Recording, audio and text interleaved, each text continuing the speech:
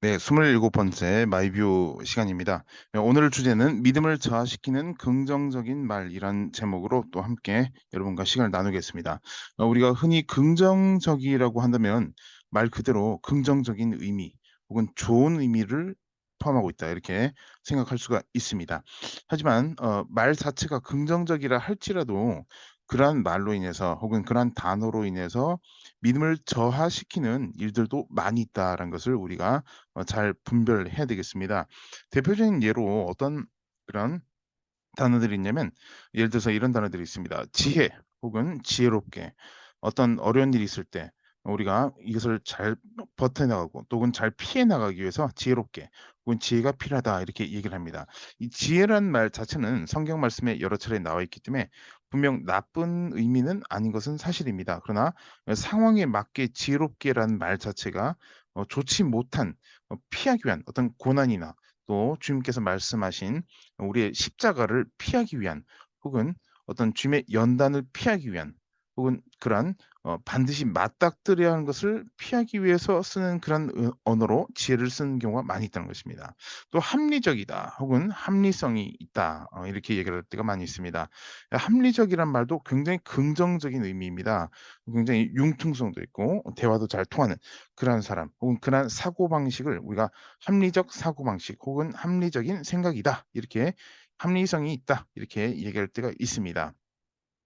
그다음에 이제 객관적이다 혹은 객관성이 있다. 너무 주관적이다라면 오히려 네거티브 부정적인 의미가 있지만 긍정적인 의미로는 객관성이 있다 혹은 객관적이다 이렇게 표현할 때가 많이 있습니다. 그다음에 현실적이다.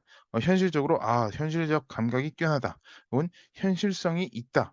반대로는 '현실성이 결여돼 있다.' 이렇게 표현할 때가 있습니다. 그럼 이제 균형이란 말도 있습니다. 한쪽으로 치우치면 안 된다. 균형을 잘 잡아야 된다. 당연히 좋은 말이 맞습니다. 치우치면 기울어지고 또 넘어지게 돼 있으니까 균형을 잘 잡아야 된다라는 말들. 혹은 또 요즘에는 이런 표현이 있습니다. 과거에는 그랬지만 요즘엔 이렇게 된 거야. 과거에는 이렇게 신앙생활을 했지만 요즘엔 이렇게 돼. 과거에는 이렇게 했지만 요즘엔 그렇게 하면 안 돼.'라는 그런 표현입니다. 뭔가를 잘못된 것을 혹은 과거의 구습을 바꿔주는 그런 교정해 주는 그런 긍정적인 느낌이 있을 때가 많이 있습니다. 또 다른 경우는 "지금은 이르다." 이런 표현을 쓸 때가 있습니다. 뭘 하든지 괜찮지만 "지금은 쪼금 시기상조이다. 약간 빠른 것 같아. 쪼금 더 있다가 또 잘 준비하고 기도하고 지금은 이른 것 같아."라는 표현. 이 지혜부터 "지금은 이르다."까지 내용을 쭉 다 보면 어느 한 단어든 부정적인 단어가 없습니다. 다 긍정적이고 왠지 편안하고 그리고 위험성이나 혹은 그런 리스크를 줄여줄 수 있는 리스크를 최소화할 수 있는 그런 단어들 혹은 그러한 표현들로 다 구성되어 있다는 것을 여러분께서 보셔도 충분히 이해하실 수 있을 것이다 이렇게 생각이 됩니다. 하지만 '과연 그럴 것인가.'라는 것을 우리가 의문을 가져야 됩니다. 왜냐면 예를 들어서 이런 말을 하는 이유를 우리가 모르고 쓰는 경우가 많이 있기 때문인 것입니다. 왜 이런 말들 앞에서부터 말씀드렸던 지혜부터 해서 쭉 여러 단어들이 있었는데 그런 말을 하는 것은 왜 그 이유가 무엇일까? 왜 그런 말 하는 것일까라는 것을 우리가 한 번쯤 생각을 해 봐야 됩니다. 다른 사람뿐만 아니라 내가 스스로 신앙생활을 하면서도 '이런 말을 한 이유가 무엇인가.'라는 것을 봐야 되는데 상당수의 경우에 대부분의 경우는 어떤 경우냐면 혹시라도 결과가 좋지 않을 것이라는 생각 혹은 그런 예상 혹은 그런 불안감 때문에 이러한 긍정적인 표현을 쓰면서도 어떠한 결과를 불러오냐면 믿음을 격하시키는 믿음을 다운시키는 이런 결과를 불러올 수가 있다는 것입니다.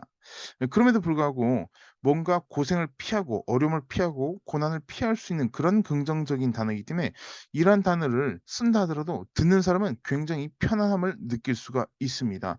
"사서 고생한 것은 정말 재산이 된다. 좋은 것이다.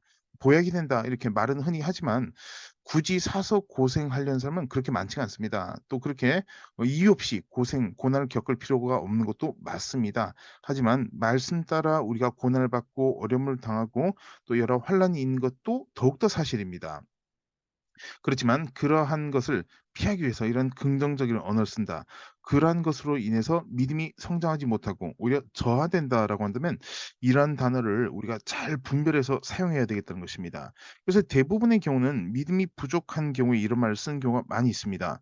이 단어 자체가 틀렸다, 이 단어를 쓰는 것 자체가 믿음이 부족하다 이런 의미가 아니라 믿음을 통해서 전진해 나가야 할 때 이런 단어를 써서 후진하는 후퇴하는 경우가 믿음이 부족하다는 것입니다. 그리고 심지어 더 나아가서 불신앙적 태도 혹은 불신앙하기 때문에 '아 지혜롭게 해야 돼.'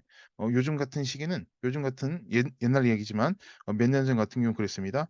요즘같이 코로나가 있는 시기는 노방전도 이런 거 그렇게 하면 안 돼. 지혜롭게 해야 돼. 근데 코로나가 아니라 전쟁이 나도 노방전도를 해야 됩니다.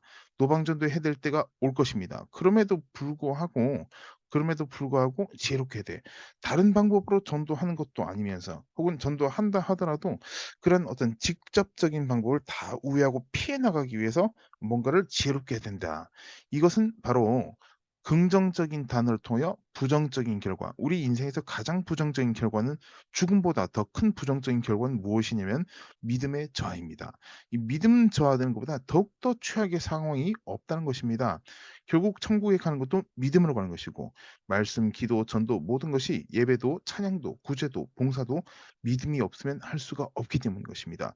그런 믿음을 무너뜨리고 허물어 버린 그 단어들이 부정적인 단어들만 있는 것이 아니라 바로 긍정의 의미들이 믿음을 무너뜨리고 믿음을 흔들어 버리는 그런 단어들인 것입니다.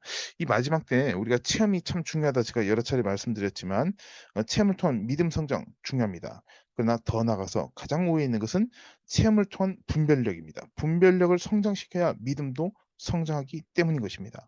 마지막으로 여러분과 함께 나누고자 하는 말씀은 히브리서 10장 38절 말씀입니다. 이런 말씀이 있습니다. "나의 의는 믿음으로 말미암아 살리라." 또한 "뒤로 물러가면 내 마음이 그를 기뻐하지 아니하리라 하셨느니라." 믿음으로 말미암아 사는 것은 후진이 아닙니다. 전진입니다. 물론 주님께서 주시는 말씀 따라 전진이고 내 생각 내 열심에 대한 전진이 아닙니다. 주님께서 주시는 말씀 따라 전진해야 되는데 믿음으로 전진해 나가야 될 텐데 근데 뒤로 물러가면서 '아 지혜롭게 살아야 돼. 요즘에는 현실성이 좀 결여된 것 같아. 나중에 상황 보고 이런 단어를 쓴다.' 이것은 결코 긍정적인 것이 아니라 오히려 부정적이다. '내 마음이 그를 기뻐하지 아니하리라.'라는 말씀이 나타나 있다는 것입니다. 그래서 우리가 이 단어 선정, 단어도 참 말을 조심해야 되고 긍정적인 말을 써야 된다라는 말도 물론 맞는 말이지만 하지만 더 나아가서 긍정적이지 않은 상황에서 긍정적인 말을 통하여 후퇴한다, 후진한다, 혹은 뒤로 물러가 버린다. 이것은 오히려 최악의 상황이 될 수 있다. 믿음을 저하시켜 버리는 일이 될 수가 있다는 것입니다. 아니 뭐 한두 번 그렇게 한다고 믿음이 왜 저하됩니까?"라고 물어보실 수 있는데 한두 번이 여러 차례를 만들어내고 나중에 습관 혹은 고착화되면 그게 바로 인생관이 혹은 그게 신앙관이 될 수가 있기 때문입니다. 그래서 절대로 우리가 믿음을 통해 전진해야 할 때는 타협하지 말아야 되겠다. 이 타협은 뾰족하고 단단한 단어들이 아닙니다. 굉장히 편안하고 안락하고 그냥 때로는 유쾌한 혹은 때로는 굉장히 고마워하는 그러한 단어입니다. "고난 겪지 말고 고생하지 마."라고 한 말들은 다 긍정적인 말입니다. 그러나 주님께서 주시는 연단과 훈련을 겪지 마라고 한 것은 주님께서 주신 말씀이 아니라 마귀가 준 말이기 때문입니다. 그래서 우리가 잘 분별해야 되겠다는 것 다시 거듭해서 강조해서 말씀을 드립니다. 오늘 마이뷰 여기까지 하겠습니다. 다음 시간에 또 뵙겠습니다. 감사합니다.